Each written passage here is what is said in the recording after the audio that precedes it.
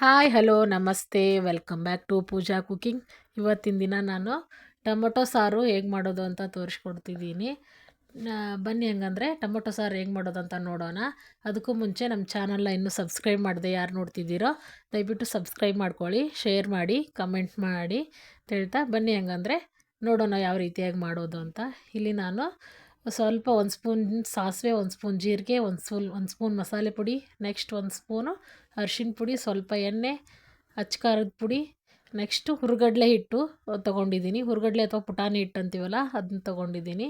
Next ಒಂದು ಗಡ್ಡೆ ಸಿಪ್ಪೆ ಬಿಡಿಸಿ ಬೆಳ್ಳುಳ್ಳಿ ಇಟ್ಕೊಂಡಿದ್ದೀನಿ, ಸ್ವಲ್ಪ ಕರಿಬೇವಿನ ಸೊಪ್ಪು, ನೆಕ್ಸ್ಟ್ 2 ಟೊಮೊಟೊ, ಸ್ವಲ್ಪ ಉಪ್ಪು ಎತ್ತಿಟ್ಕೊಂಡಿದ್ದೀನಿ.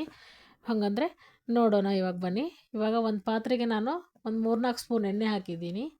ಹಾಕ್ಬಿಟ್ಟು ಎಣ್ಣೆ ಬಿಸಿ ಆದಮೇಲೆ ಒಂದು ಚಿಕ್ಕ ಸ್ಪೂನಿಗೆ 1 ಸ್ಪೂನ್ ಸಾಸಿವೆ, ನೆಕ್ಸ್ಟು 1 ಸ್ಪೂನು ಜೀರಿಗೆ, ಸ್ವಲ್ಪ ಕರಿಬೇವು ಸೊಪ್ಪು, ನೆಕ್ಸ್ಟು ಸೊಪ್ಪೆ ಬಿಡಿಸಿಟ್ಕೊಂಡಂಥ ಬೆಳ್ಳುಳ್ಳಿ ಹಾಕ್ಬಿಟ್ಟು ಚೆನ್ನಾಗಿ ನಾನು ಫ್ರೈ ಮಾಡ್ಕೊಂಡಿದ್ದೀನಿ. ನೆಕ್ಸ್ಟು 2 ಟೊಮೊಟೊ ಕಟ್ ಮಾಡಿ ಇಟ್ಕೊಂಡಿದ್ನಲ್ಲ ಅದನ್ನು ಸಹ ಸೇರಿಸ್ಬಿಟ್ಟು ಟೊಮೊಟೊ ಎಲ್ಲ ಮೆತ್ತಗಾಗೋವರೆಗೂ ಟೊಮೊಟೊ ಎಲ್ಲ ಮೆತ್ತಗಾಗೋವರೆಗೂ ಚೆನ್ನಾಗಿ ಬೇಯಿಸ್ಕೊಂಡಿದ್ದೀನಿ.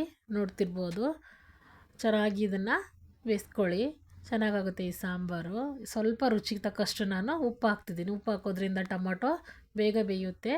ನೆಕ್ಸ್ಟ್ 1-2 ಸ್ಪೂನ್ ಆಗೋಷ್ಟು ಖಾರದ ಪುಡಿ ಅಥವಾ ಖಾರದ ಪುಡಿ ಅಂತ ಹೇಳ್ತೀವಲ್ಲ ಅದನ್ನ ಹಾಕಿದ್ದೀನಿ. 1 ಸ್ಪೂನು ಗರಂ ಮಸಾಲೆ, 1 ಸ್ಪೂನ್ ಆಗೋಷ್ಟು ಅರಿಶಿಣ ಪುಡಿ ಹಾಕಿದ್ದೀನಿ. ಚಿಕ್ಕ ಸ್ಪೂನಲ್ಲೇ ಹಾಕಿದ್ದೀನಿ ನಾನು ಮಸಾಲೆ, ನೆಕ್ಸ್ಟ್ ಅರಿಶಿಣ ಪುಡಿನ ಎಲ್ಲವನ್ನು ಮಿಕ್ಸ್ ಮಾಡ್ಕೊಳ್ಳಿ. ಚೆನ್ನಾಗಿ ಮೆತ್ತಗಾಗಬೇಕು ಟೊಮೊಟೊ ಎಲ್ಲ, ಆ ರೀತಿಯಾಗಿ ಮಿಕ್ಸ್ ಮಾಡ್ಕೊಳ್ಳಿ. ನೋಡ್ತಿರ್ಬೋದು ಈ ಥರ ಆಗಬೇಕು. ಅಲ್ಲಿವರೆಗೂ ಇದನ್ನು ಲೋ ಫ್ಲೇಮಲ್ಲಿ ಇಟ್ಬಿಟ್ಟು ಮಿಕ್ಸ್ ಮಾಡ್ಕೊಂಡಿದ್ದೀನಿ. ಇವಾಗ ಈ ಲೋಟದಿಂದ ನಾನು 2 ಲೋಟ ನೀರು ಹಾಕಿದ್ದೀನಿ.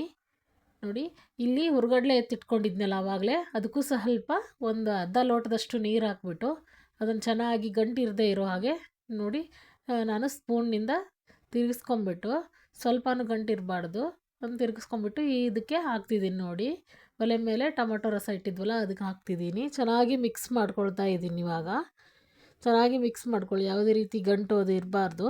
ನೆಕ್ಸ್ಟ್ ಸ್ವಲ್ಪ ಬೆಲ್ಲ ಹಾಕ್ತಿದ್ದೀನಿ.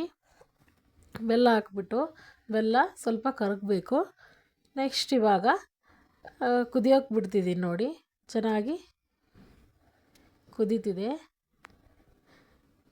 ನೋಡಿ, ಚೆನ್ನಾಗಿ ಕುದಿಬೇಕು. ಇದು ಲೋ ಫ್ಲೇಮಲ್ಲಿ ಇಟ್ಬಿಟ್ಟು ಚೆನ್ನಾಗಿ ಇದನ್ನು ಕುದಿಯೋಕೆ ನೋಡಿ, ಕುದೀತಾ ಇದೆ. ಚೆನ್ನಾಗಿ ಕುದಿಸ್ಕೊಳ್ಬೇಕು. ಲೋ ಫ್ಲೇಮಲ್ಲಿ ಇಟ್ಬಿಟ್ಟೆ ಕುದಿಸ್ಕೊಳ್ಳಿ.